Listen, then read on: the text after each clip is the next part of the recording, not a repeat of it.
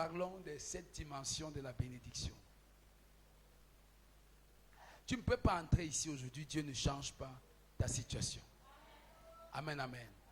Tu n'as pas besoin forcément qu'on te touche, tu as besoin de croire à la parole. Tu as besoin d'avoir la foi que ce que Dieu dit, il le fera au nom de Jésus. Nous sommes très heureux que tu sois là ce matin, nous sommes contents. Alors, moi aussi je suis content, Dieu est content, ton frère est content. Acclame le Seigneur pour toi-même au nom de Jésus. Rapidement, non, acclame. Si tous on avait acclamé, ça ne devait pas retentir comme ça.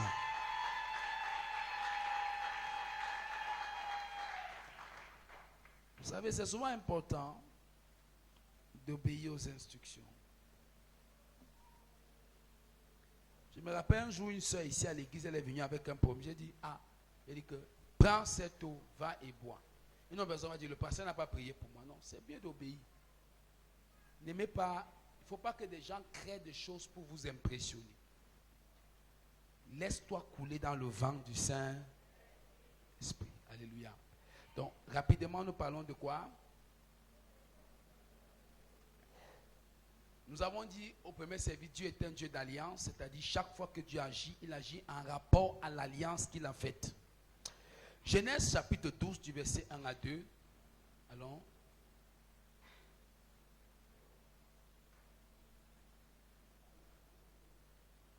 Waouh!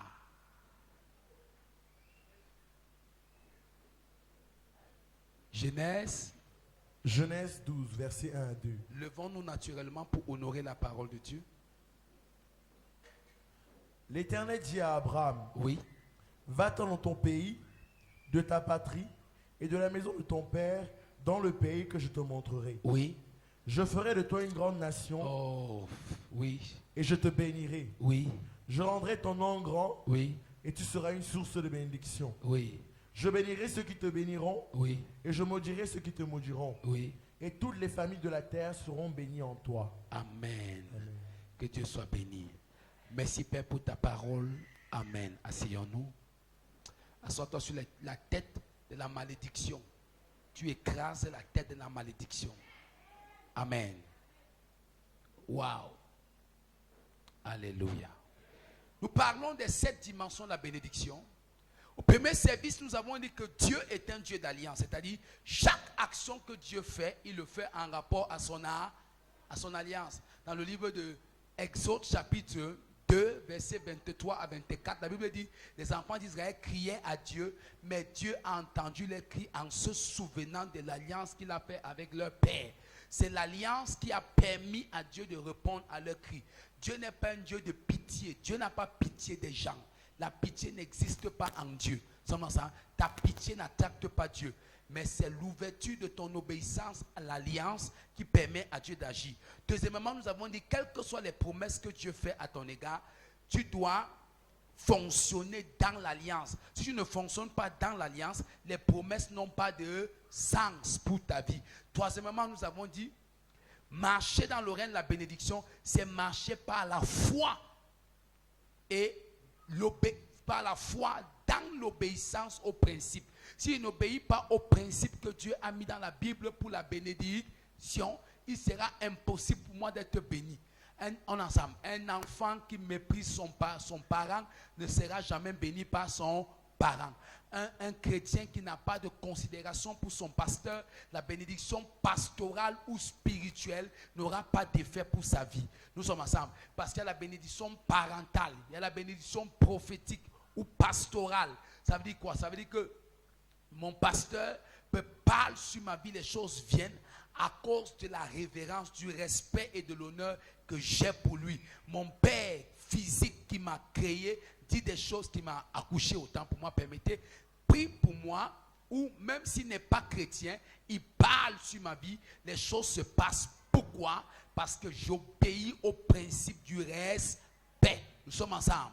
Toutes ces choses marchent. Maintenant, je suis un enfant de Dieu. Alors, Dieu bénit mes finances parce que j'obéis aux lois de la parole dans les finances. Donc, il n'y a pas de substitut à l'obéissance. La seule substitut à l'obéissance, c'est ton obéissance complète. Nous avons dit qu'est-ce que la bénédiction? Nous avons dit que la bénédiction, c'est parler du bien sur la vie de quelqu'un. Donc c'est quand on parle du bien sur la vie d'une personne, ça veut dire que cette personne est bénie. Autrement dit, ça vient du mot bénédire, qui signifie dire du bien sur la vie d'une personne. Elle vient de plusieurs mots grecs parce qu'il y a plusieurs aspects qui renvoient à la bénédiction. Elle vient également du mot makaros, voilà, qui signifie dire des éloges sur la vie d'une personne. Par exemple, quand Élisabeth disait à Marie, tu es bénie d'entre toutes les femmes, le mot béni là n'est pas bénédire ou n'est pas élego, mais ça signifie makaros, c'est-à-dire tu es une femme qu'on a placée en supériorité. Sommes ensemble. Donc la bénédiction renvoie à beaucoup de choses. Donc c'est dit du bien. Nous avons dit en hébreu ça signifie beraka.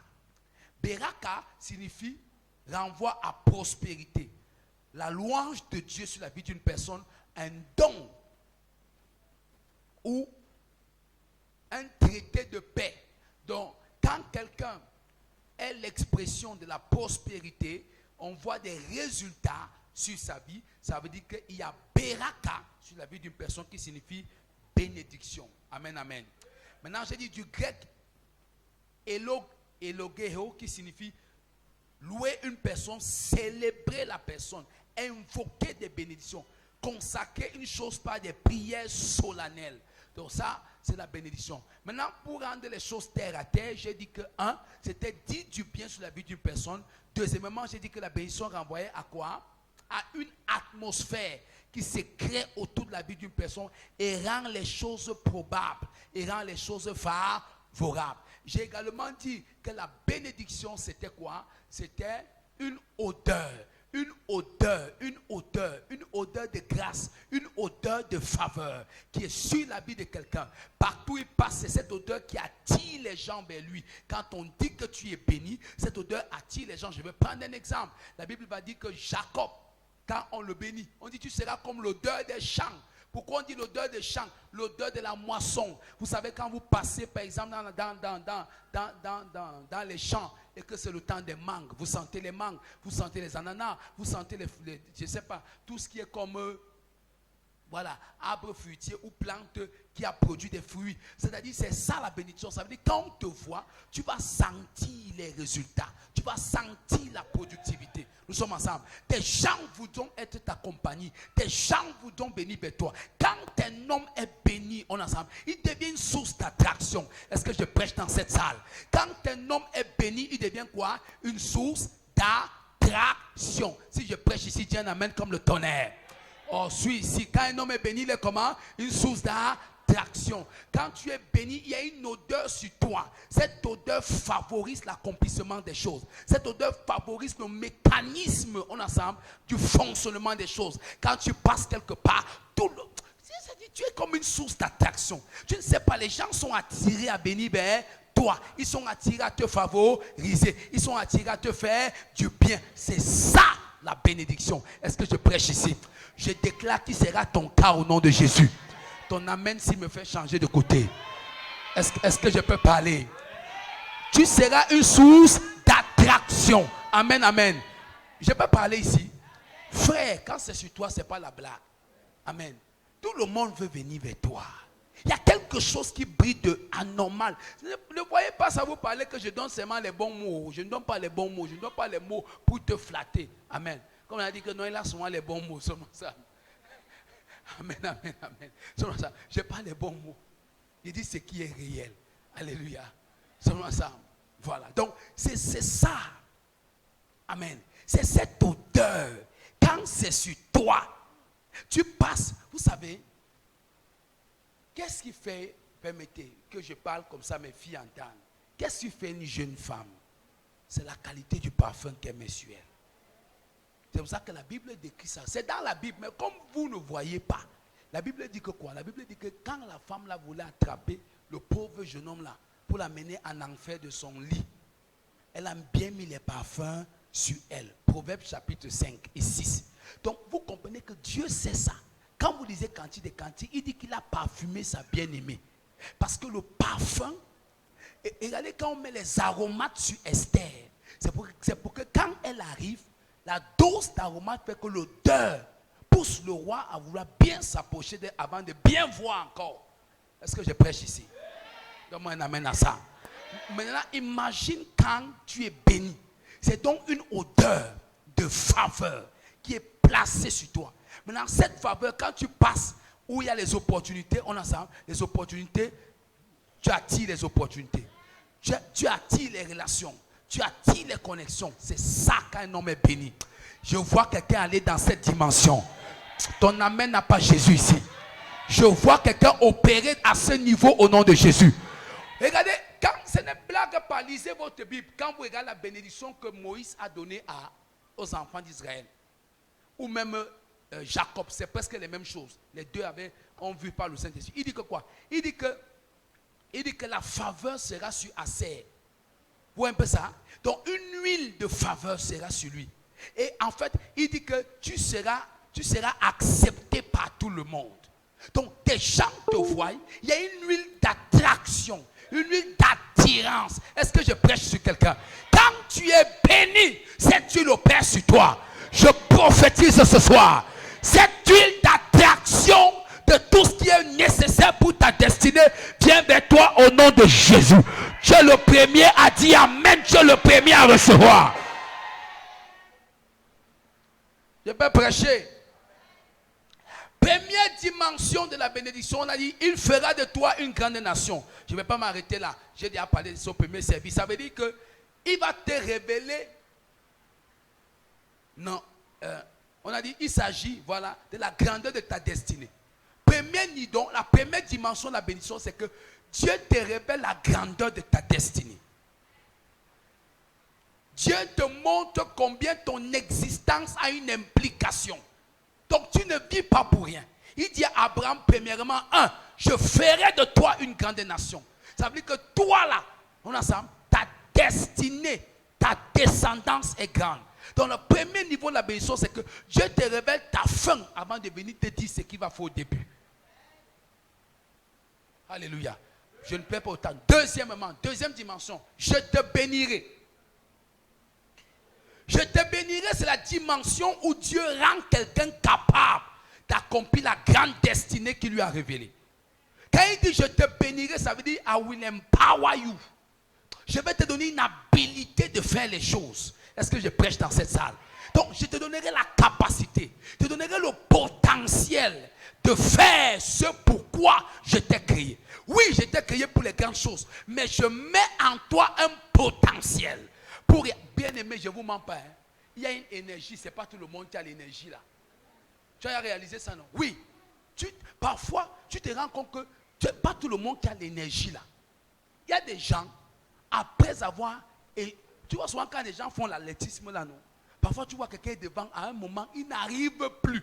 Les gens sortent derrière le travail. Tu te demandes, mais toi qui regardes à la maison, tu dis, mais vas-y, tu es déjà à côté. Non, il n'y a plus. L'énergie est finie. Et s'il pousse plus là, il va tomber, il meurt. Le souffle va s'arrêter. C'est là où tu comprends que l'affaire ici. Parfois, tu vois quelqu'un. Il donne la même chose sans perdre l'intensité. Il faut le respecter. Ce n'est pas humain. Ce n'est pas humain.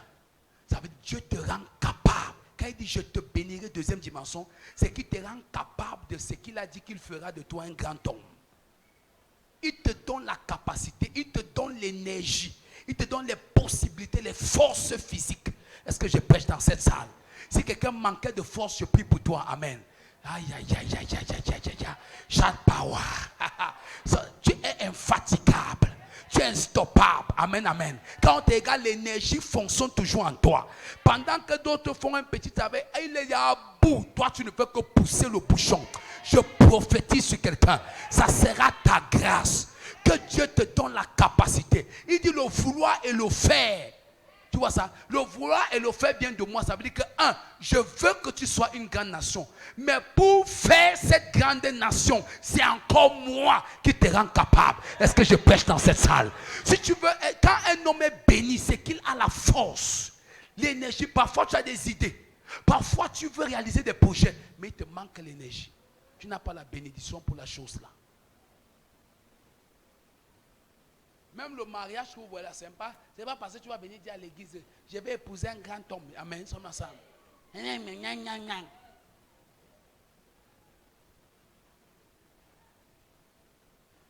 y a des gens qui passent au temps à rêver à l'église.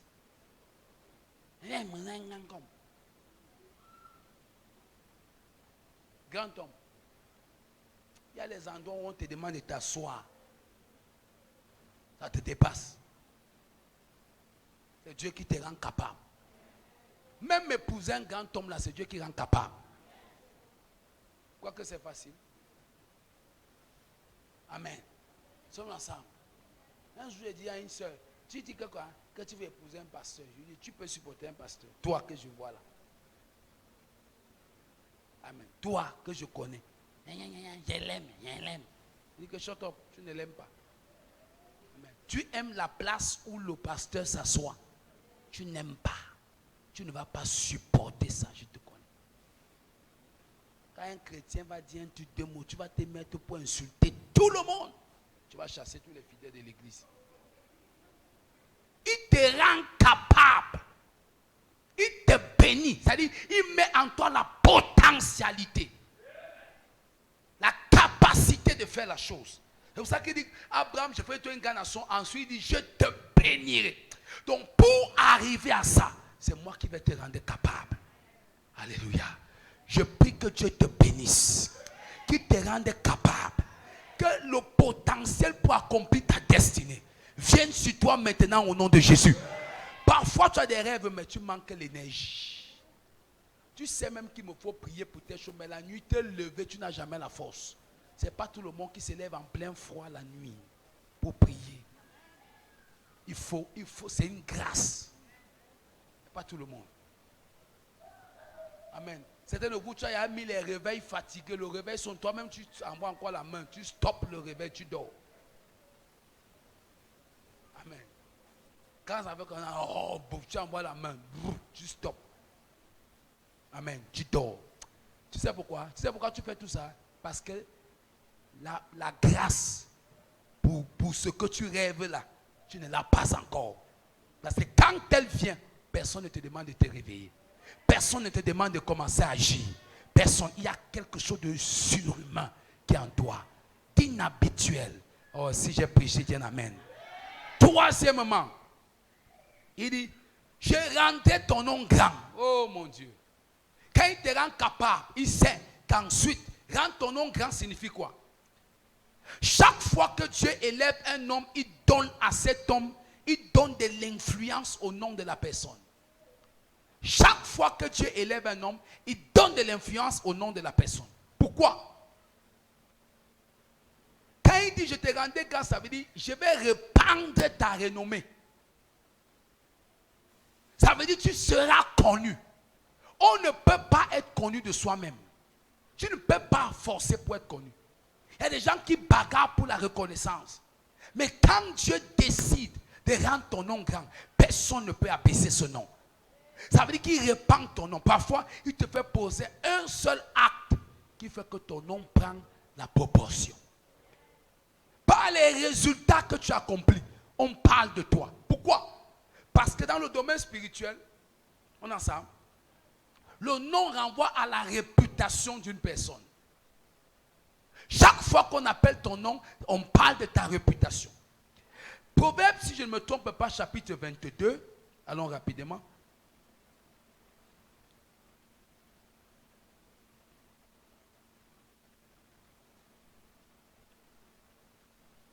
Proverbe 22,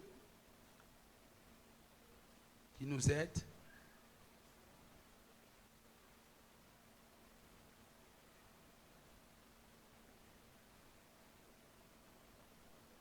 Une bonne réputation est préférable à de grandes richesses. Et la grâce vaut mieux que de l'or et l'argent. Pourquoi? La réputation, c'est le nom d'une personne. Je prends un exemple. Si tu réussis, le nom de ton père devient une réputation familiale. Tu es capable d'arriver quelque part et tu dis, je suis le fils tel. Ah, ok, oh, ton père était un grand homme. Entrez, monsieur. Vous voyez un peu ça? C'est pour ça qu'on dit que ça dépasse la richesse. Je ne sais pas si on se comprend maintenant. Donc, partout où il y a le nom de quelqu'un devenu grand, qu'est-ce qui se passe? Hein? Nous sommes ensemble. Les portes sont... Ça veut dire que quand Dieu lui dit, j'ai rendu ton nom grand, ça veut dire que ton nom va devenir une des clés qui ouvrent les portes. Par ton nom, des gens ont accès. Donc, quand Dieu bénit un homme, la quatrième dimension, c'est la quatrième. La troisième dimension de la bénédiction dans la vie d'un homme, c'est que Dieu fait à ce que son nom devienne une bonne réputation. Son nom devient une renommée qui donne accès à des possibilités à d'autres personnes. Si un nom aujourd'hui, dans notre pays, par exemple, amen, amen, tu arrives quelque part, amen, vous comprenez un peu ce que j'explique? Quand tu arrives, tu appelles le nom de Roger Mila, par exemple, l'ambassadeur, son excellence. Tout le monde va dire, ah, vraiment, oh non, sommes ensemble. Vous voyez un peu? Donc, le nom devient une référence. Le nom est une porte ouverte, le nom est une clé, le nom est un passeport. Le nom fait de vous une référence. Ça veut dire, Abraham, je ferai de toi une référence. Est-ce que je parle à quelqu'un? Que Dieu fasse de toi une référence au nom de Jésus. Oh, ta façon de dire amen ne me plaît pas. Qu'il fasse de toi, je sais ce que je vous dis, frère. Le nom est important. Mon papa a été le premier pasteur à l'époque à planter l'église à Konolinga. Mais j'ai réalisé que je n'ai pas eu de difficultés pour certaines choses à Konolinga à cause du nom de mon père. C'est là où j'ai bien compris ce que la Bible dit. C'est quelque part, quelqu'un a vu mon nom, il avait même vu les affiches. Et puis la personne est venue, mais ça c'est ton père. Oh non, vraiment, notre famille qui est là-bas, non, ton père a fait comme ça. C'est-à-dire le nom est d'une importance. C'est pour ça que tout ce que Satan fait, c'est de salir ton nom pour salir ta réputation. Les gens qui parlent mal de toi cherchent à salir ton nom en réalité. Détruire ta réputation. Parce que dans ton nom réside ta réputation. Je prie pour quelqu'un. On est ensemble. Quel que soit ce que font tes ennemis, ton nom ne sera jamais sali. Ta réputation sera connue. Tes enfants vont entrer dans des portes que ton nom a laissées. Ton amen s'il ne me plaît pas. Alléluia. Si vous voulez blaguer, un homme qui est grand, son nom est grand. Sommes ensemble. Je prie pour toi que Dieu t'aide. Il y a des maisons où, quand même les enfants regardent leur père, ils le maudissent dans leur cœur. Ils ne peuvent pas parler de peur que le père le maudit physiquement. Dans son cœur, il dit que c'est à cause de toi que nous sommes ce que nous sommes. Imagine que tes enfants te regardent, ils n'ont pas envie de vivre. Non, ça ne sera pas ton cas. Que ton nom parle dans ta génération. Que ton nom laisse tes marques. Que ton nom laisse tes traces. Alléluia. Est-ce que j'ai prêché dans cette salle? Que Dieu te bénisse au nom de Jésus. Ensuite, il dit quoi? Tu seras une source de quatrième dimension. Ça veut dire quoi?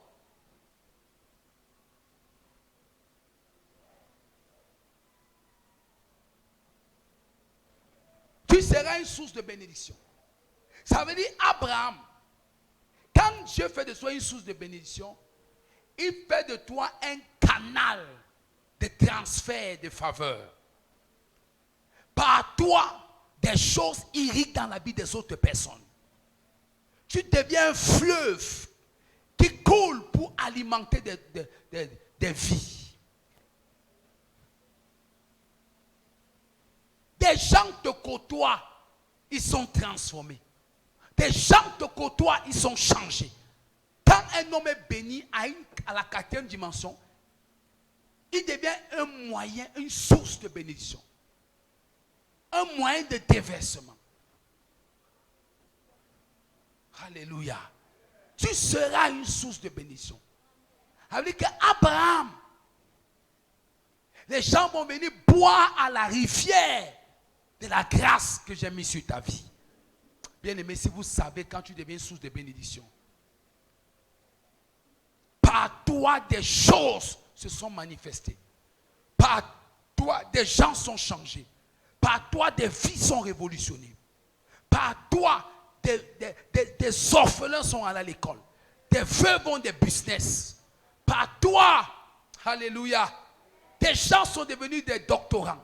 Par toi, des gens ont eu le master. Est-ce que je prêche dans cette salle? Par toi, l'œuvre de Dieu s'est répandue. Or, je prie pour quelqu'un qui saisit ça ici, au nom puissant de Jésus. Deviens une source de bénédiction. Deviens moyen par lequel, c'est ça.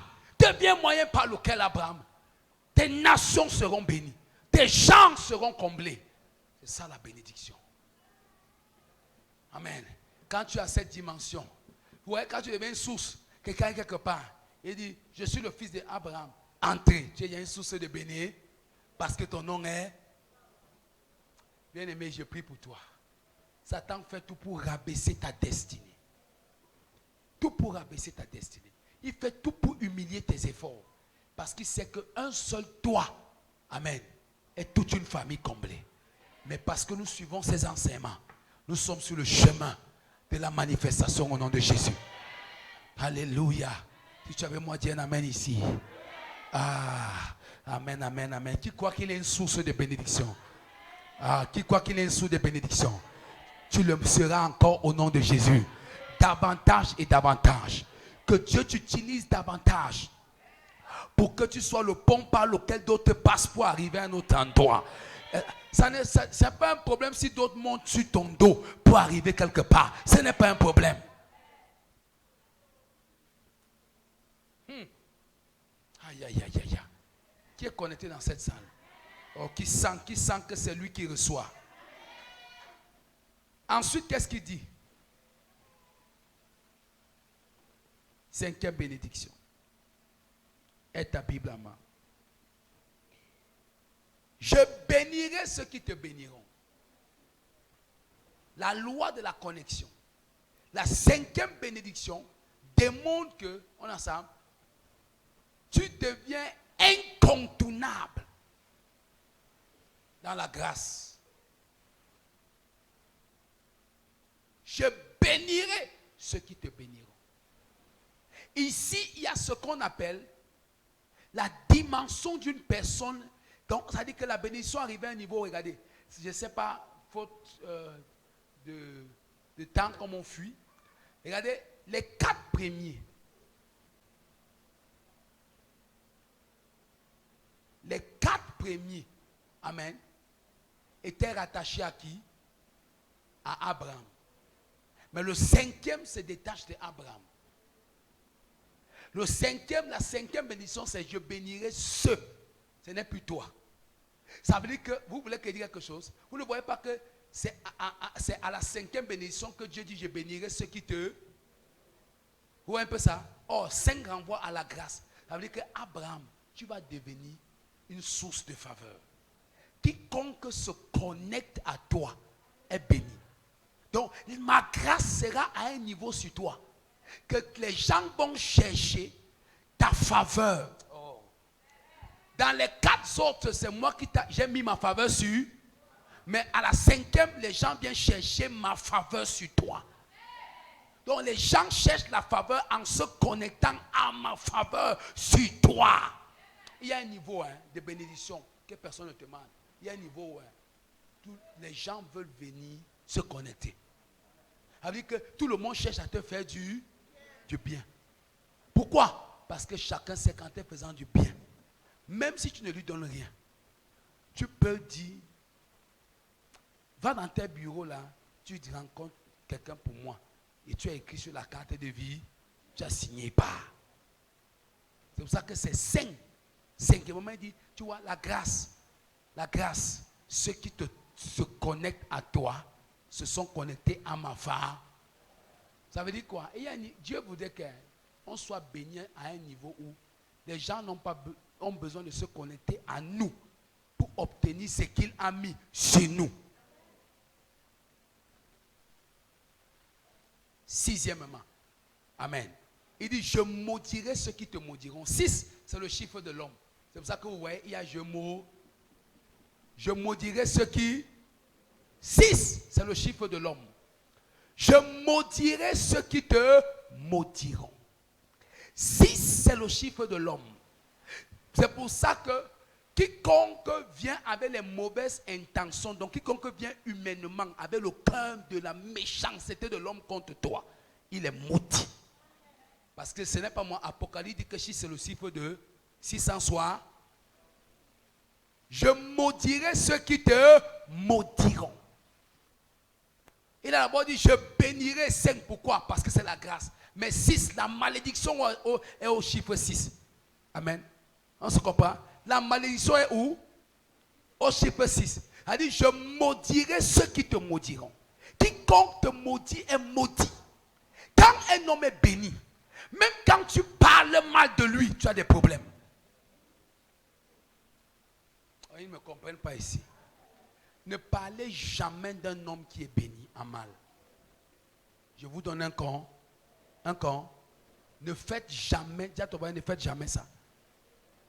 Ne parlez jamais d'un homme qui est comment? Béni. Si vous parlez mal de quelqu'un qui est béni, vous-même vous êtes maudit. Alléluia. Ah, je ne sais pas comment te dire. Si tu vois personne ne défend ta vie, hein, amen, sache que ton cas est que personne ne te demande. Si personne n'est prêt à mourir pour toi, c'est que tu n'as encore rien fait sur la terre. Regardez-moi les stars là. Si on tente de dire que Eto est au carrefour et Somba, sors. Les gens vont marcher même sur toi pour aller voir. Amen. Mais tu es au quartier, Eto. Bien aimé. Ne parlez pas des gens qui sont bénis. Je vous dis la vérité.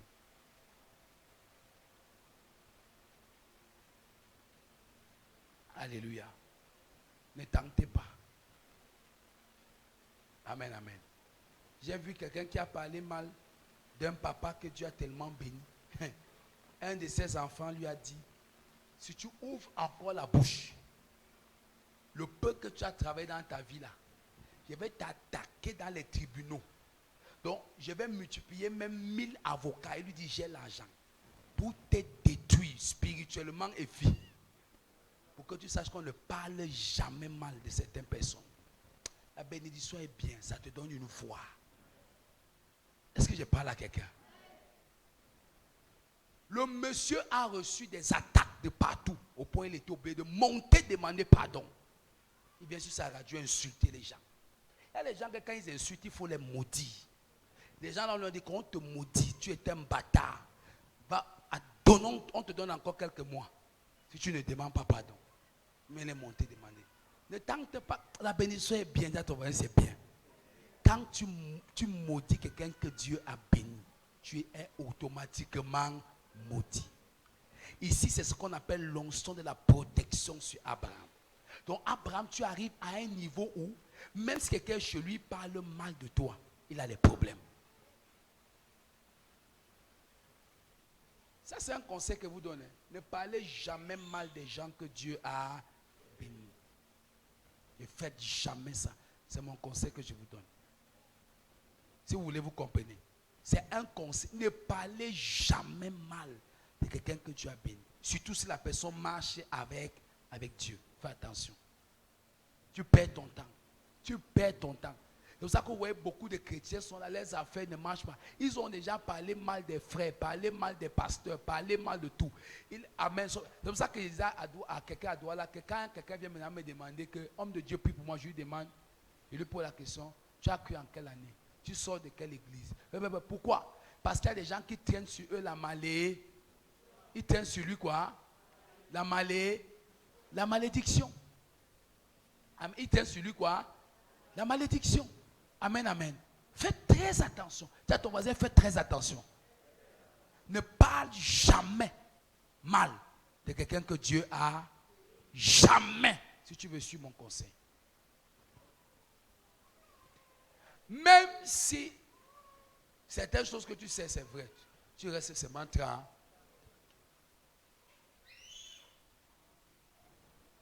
Est-ce qu'on est dans cette salle? Alléluia. Je maudirai ceux qui te... Ça veut dire que quiconque te touche, quiconque s'attaque à toi, quiconque parle mal de toi, l'onction qui te bénit a double sens. Amen. cette même onction peut maudire. Parce que le même Dieu qui amène Joseph au palais est le même Dieu qui enlève Nebuchadnezzar au... L'autre sort. Donc il le prend prison palais, il prend Nebuchadnezzar prison forêt. Donc la même onction qui bénit est la même onction qui peut détruire. C'est pour ça que Dieu dit, si j'ai mis mon onction de bénédiction pour toi, quiconque s'attaque à cette onction, plutôt reçoit la malédiction. Et enfin, en toi, toutes les familles, septième, en toi, toutes les familles de la terre seront... Il n'a pas dit en toi toute la terre, il n'a pas dit en toi toutes les nations, non. Il dit toutes les familles de la terre seront bénies.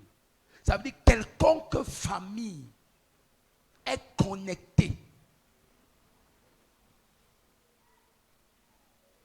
à l'alliance est bénie. Par exemple, aujourd'hui nous sommes bénis de la bénédiction d'Abraham à cause de Jésus. Ça veut dire qu'Abraham, tu deviens centre de distribution universelle de la bénédiction. Toutes les familles de la terre en toi est bénie. Dieu n'a pas dit en toi seront bénies toutes les nations de la terre, non. Mais plutôt toutes les familles de la terre. Pourquoi Dieu a-t-il parlé des familles plutôt que des nations? C'est simplement parce que le royaume de Dieu n'est pas séparé par des territoires ou des nations. Donc quand il disait en toi, toutes les familles, ça veut dire toutes les familles de la terre qui feront partie de mon royaume. On ensemble seront bénis. Amen, amen. Quelqu'un est dans cette salle? Tu es dans cette salle? Je prie pour toi que ce que nous avons partagé soit ta portion. Maintenant, quel est le secret d'Abraham? Quel est le secret de ces 7 dimensions? Tu peux aussi les vivre. Tu peux les... Premier secret, la séparation. La séparation. Un homme qui ne peut pas se séparer des choses, amen, nous sommes ensemble, qui coûtent cher à sa chair, ne peut pas arriver à cette dimension. Si tu ne peux pas faire ce que d'autres ne peuvent pas faire, tu ne peux pas avoir ce que d'autres n'ont pas. Dieu, ça veut dire quoi? Est un Dieu Je vous dis ça d'alliance. toujours, bien aimé, de tout mon cœur. Beaucoup d'entre vous, vous désirez des choses, mais vous ne faites pas ce qu'il faut pour être à l'endroit où ces choses-là se donnent, ou se trouvent. Je désire être un grand pasteur, mais je ne fais pas ce qu'un grand pasteur est censé faire. Je désire réussir, mais je ne fais pas ce qu'il faut. Regardons Abraham. Ce n'est pas compliqué. Dieu lui dit, quitte ton pays, quitte ta patrie, quitte la maison de... Va, séparation. Est-ce que tu es prêt à te séparer des choses qui te coûtent cher? Certaines choses dans ta vie, c'est le péché que tu mènes. C'est une vie qui n'est pas droite à l'égard de Dieu. C'est vrai, ne crois pas que c'est ta beauté qui te donnera des choses. Ne crois pas que ce sont tes études. Amen. Ne crois pas que ce sont tes capacités. Mais c'est plutôt, on ensemble, ta séparation. Tu ne peux pas être une sœur, tu as une vie tordue, un frère, tu as une vie tordue, qui n'est pas sérieuse. Et tu attends quelque chose de sérieux de Dieu, non. Dieu te donne un paquet selon que toi-même tu te présentes. Abraham, sépare-toi. Je vais faire de toi une grande nation. Je vais te bénir. On ensemble. Je vais rendre ton nom grand. On ensemble. Je veux que tu sois sous des bénédictions. On ensemble. On se comprend très bien. Je veux que ceux qui te bénissent soient bénis. Je veux que ceux qui te maudissent soient maudits. On ensemble. Et je veux qu'en toi, toutes les familles de la terre soient comment? Bénies. Nous sommes ensemble. Je le veux. Mais qu'est-ce qu'Abraham est censé faire? Abraham, tu ne peux pas vivre ça si tu es au milieu des gens comme ceux-là. Tu es au milieu d'un peuple idolâtre. Tu es au milieu d'un peuple qui a ses dieux étrangers. Tu es au milieu d'un peuple dont le cœur est rempli de méchanceté. Tu ne peux pas être au milieu des copines qui sortent des hommes de gauche à droite et tu espères que Dieu te donne un mari bien qui n'a qu'une seule femme qui lui aussi n'est pas bas dehors. C'est bien fait pour toi. Tricheuse qui veut un stable. bandite spirituelle. Là, tu es tricheur, mais tu veux que je donne un star. Amen.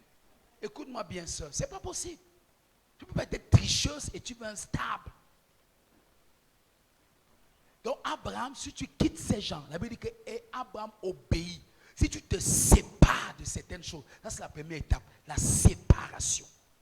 Je prends l'engagement de me séparer du péché. Je prends l'engagement de me séparer du mensonge. Je prends l'engagement de me séparer de la vie qui n'est pas bonne. Je veux que Dieu me bénisse, mais chaque jour au marché, je casse les tomates. Quand je compte, la personne ne voit pas. Je jongle, je mets pour avoir un petit bénéfice. Tu vas mourir toute ta vie en train de jongler 2-3 tomates pour avoir 300 ou 150 de plus à la fin de la journée. Voilà ta vie. Amen. C'est comme ça que vous voyez des chrétiens sont dans le jonglage. Jonglage. Comment les gens ne sont pas bénis dans le jonglage? Bien aimé, je ne suis pas dans le jonglage. Je ne connais pas le jonglage. Je ne connais pas le jonglage. Il ne connaît pas quoi? Le jonglage. Tu as le jonglage. Tu sais toujours avoir un peu plus, un peu plus, un peu plus. Tu ne peux pas. C'est pas toi de ça. Fais la bonne balance. Dieu organisera tes opportunités. Amen. Tu es maçon, entrepreneur, on a ça. Tu caches les ciments du chantier de quelqu'un pour aller travailler dans un autre chantier. Pour que son mur que tu ne fais pas bien le dosage, elle la tombe. Voilà comment on ne peut pas. Séparez-vous de beaucoup de choses. Sépare-toi de ce qui est mal. Sépare-toi si tu veux vivre ce genre de choses qu'on vient de dire. Sépare-toi. J'ai dit bien faire comment? Encore? Encore? Encore? Encore? Non, pas toi. Encore? Je me sépare. Sépare-toi du Congo Zaïre. Ça ne s'appelle même plus Zaïre. Sépare-toi. C'est-à-dire, il y a des choses que quand tu te sépares de ça, qu'est-ce qui se passe? Tu es prêt à aller très loin avec Dieu. On ensemble. La séparation. La séparation implique la décision. J'ai envie d'être béni. Je vais être une personne qui demain, la mère ici elle connaît, ma Karine va vous dire connaît. Je lui racontais une chose, elle était impressionnée. Il dit que voici ce que je compte faire dans ma vie. Pour la gloire de Dieu. Donc je suis très conscient de ça. Je ne peux pas m'amuser.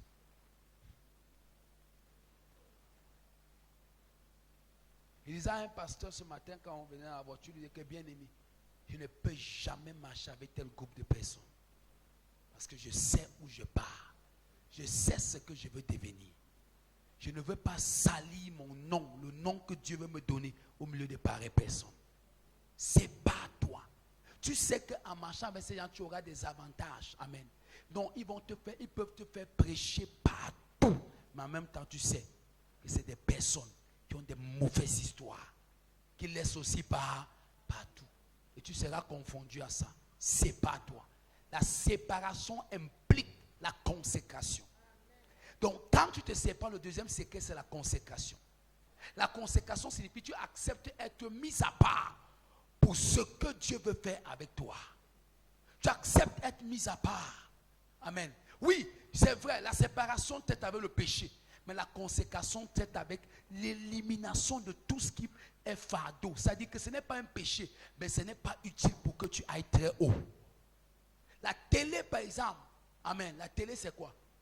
La télé n'est pas un péché, mais tu peux décider, amen, de ne pas perdre ton temps dessus parce que tu vas aller quelque part. Certaines personnes, sur le mois passe, tu n'as pas payé, tu n'es pas content. Parce que tu payes pour voir Novelas. Tu veux payer ton argent, tout ton argent pour Novelas. Non, regardez-moi même mal, ça ne va rien changer sur moi. Parce que d'ici quelques années, tu vas vieillir. Novelas, là, ils ont déjà mangé. C'est les vieilles séries de 1998. Avec les vieux bâtiments de l'époque que tu regardes jusqu'à tu es content. On est en 2020, tu vois encore les vieilles trucs. Tu es là, tu regardes. Et quand il voulait déjà embrasser, ou c'est Geneviève, et puis pap, ça a coupé. Hey, demain là, comme je ne serai même pas là. Tu n'as même pas honte. Tu n'as même pas honte. et tu penses aller loin. Tu n'as même pas honte. Tu penses que Dieu va t'élever. Tu n'as même pas honte. Que même lis 2 versets le matin te dépasse. Mais c'est Novelas. Tu es prêt à payer l'argent pour Novelas. Mais ta Bible est à déchirer jusqu'à ce que les enfants arrêtent l'autre morceau souvent à la maison de ta Bible. Maman, prends ma Bible dans la chambre. Tu ne vois pas? Maman, j'ai vu ça là-bas. J'ai vu ça quand je me suis baissé pour prendre mon crayon en bas du lit. Oui, va prendre ça là-bas. Voilà ta Bible. Voilà ta Bible. Voilà ta Bible. Mais tu payes 10 000 francs pour avoir Canal. C'est même déjà 11 500. Tu payes. Mais tu ne peux pas lire ta Bible. Que personne ne vous mente. Un homme qui va arriver à un règne élevé. Parce que vous allez passer le temps à admirer les gens. Toute ta vie désirée. La Bible dit qu'un espoir différé est une carie pour l'âme. Ça veut dire quoi? Ça veut dire que dans le futur, tu vas souffrir dans ton âme. Parce que tu as passé le temps à espérer des choses que tu n'as pas reçues dans le temps. Change, consacre-toi. Arrête de prendre ta vie à la blague. Je vais être béni. Tu vas regarder les gens marcher dans les voitures, les belles voitures.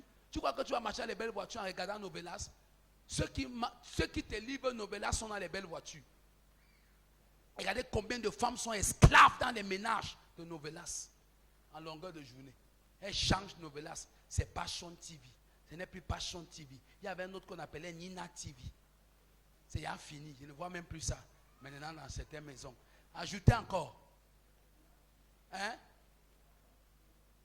Ajoutez. Vous n'avez même pas. J'ai béni Dieu. Ma femme ne connaît même pas un de ces bêtises. Elle ne regarde même pas ça. J'ai béni Dieu. Ma maison est délivrée de ces démons. Ça fait que mes enfants ne peuvent pas grandir dans ça. Amen, amen. C'est là où tu es. Mais tu te plains, ma vie ne donne pas. Papa, vraiment, je ne comprends pas. On a bloqué les mariages dans ma famille. On n'a rien bloqué. C'est toi-même qui as bloqué les mariages dans ta vie. Avec ton manque de consécration. Sommes ensemble. Sois consacré. Le mot consacré signifie j'accepte.